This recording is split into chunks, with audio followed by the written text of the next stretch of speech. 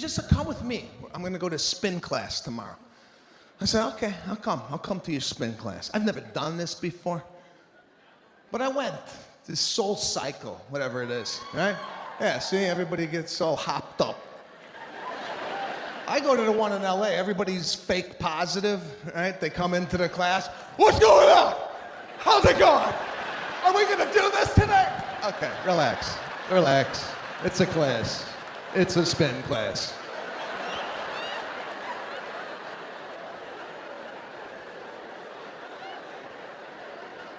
So right away I'm bothered. I go, babe, I gotta get out of here. I can't do this already. I'm upset. She's like, come on, let's go check in and get our shoes. I said, shoes? What is this, bowling alley? Everybody's got these special spin shoes, so they're all walking around.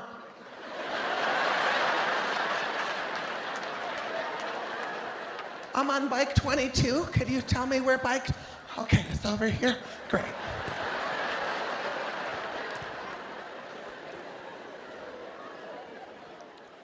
So we signed up late. My wife and I did not have bikes together. My wife starts panicking. She's like, babe, we're not doing this together. I'm on the other side of the room. I have to ask the girl next to you. I go, babe, don't start doing this shit. The girl next to me is already set up. She's got a water bottle. Everything's in place. Do not ask her anything. I go, babe, we're not gonna talk during this. It's a 45-minute class. We're not gonna I'm not gonna turn to you and go, did you pay the gas bill? This is a workout. We're not gonna hold hands on the bike. This is not a ride through Central Park. This is a stationary bike.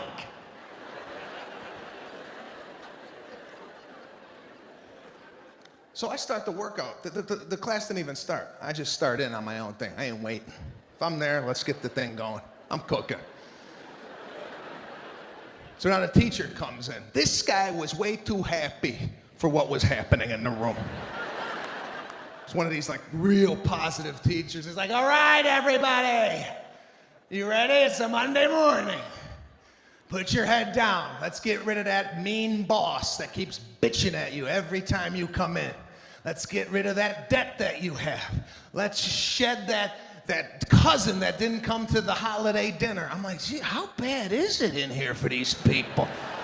I'm just here to get rid of the cheesecake I had last night, not the abusive father. What the hell is going on?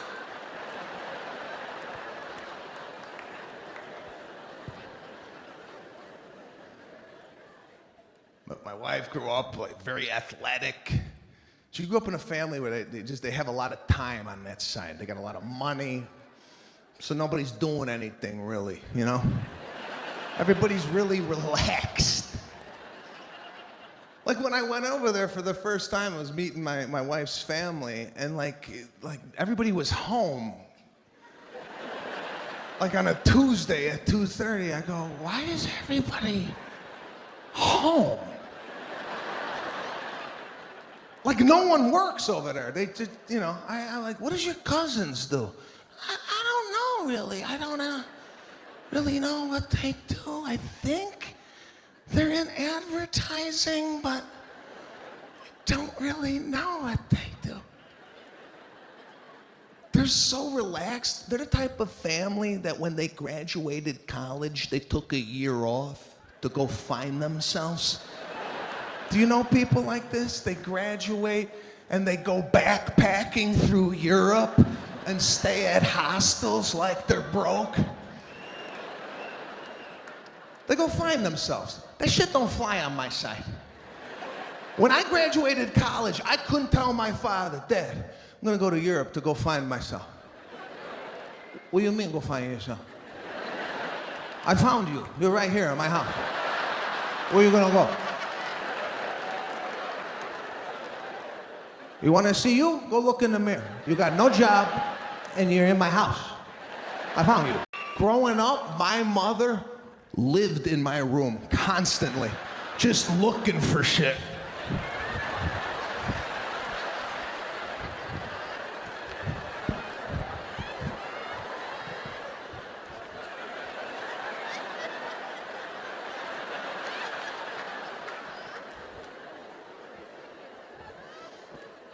My mom knew what I was doing when I was a teenager.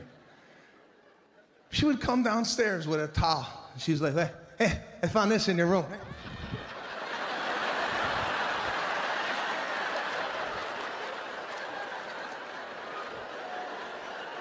You're sick. You're sick.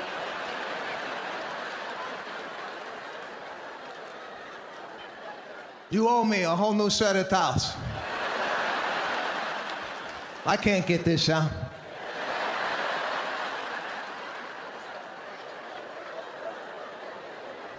No son of mine ain't gonna do that in my house.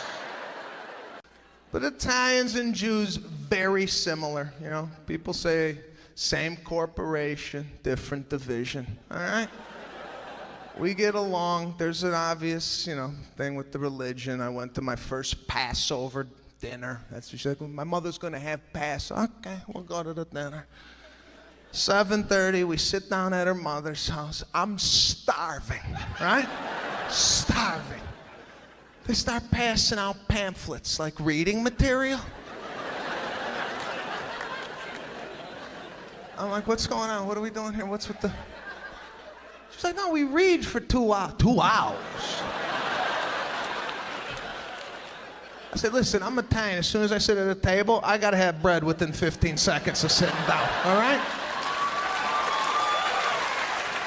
I need something to do with my right hand. I need there's some oil coming out? We got oil? I need oil, now. Hungry. And the food they start bringing out, oh God, terrible, terrible food. Jews have no idea what the hell they're doing in the kitchen. These people have no cuisine. Celery, crackers, jam. I'm like, what is it? We're losing people. People are leaving. We need food.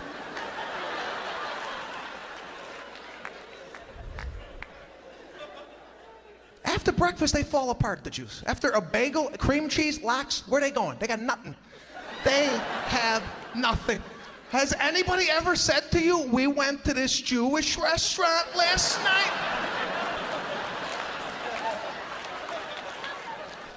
The gefilte, amazing.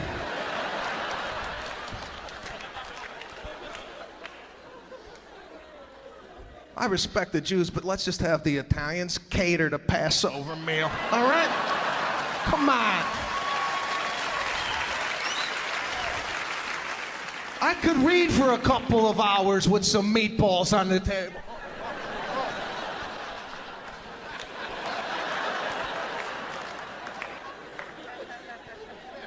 That's what we do. We go out as a society. That's all we do is go out. Go out to dinner with your friends. That always gets weird. Especially if you go out with a group and you go out to anything like a dinner or whatnot. And when the bill comes, it gets weird. Because what normally happens is the bill will travel around the table. People will then begin to pitch in what they think they owe. The problem with this is there's always somebody last to get the bill. A look of confusion and concern comes over their face. They're like, what?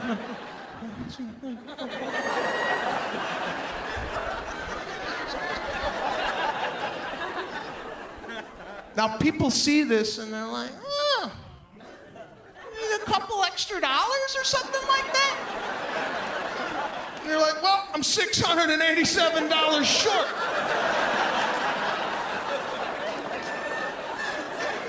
So the $2 you're gonna pitch in ain't even gonna put a dent in this.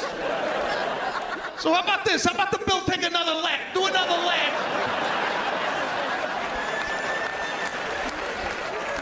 I don't think my chicken tenders were $700.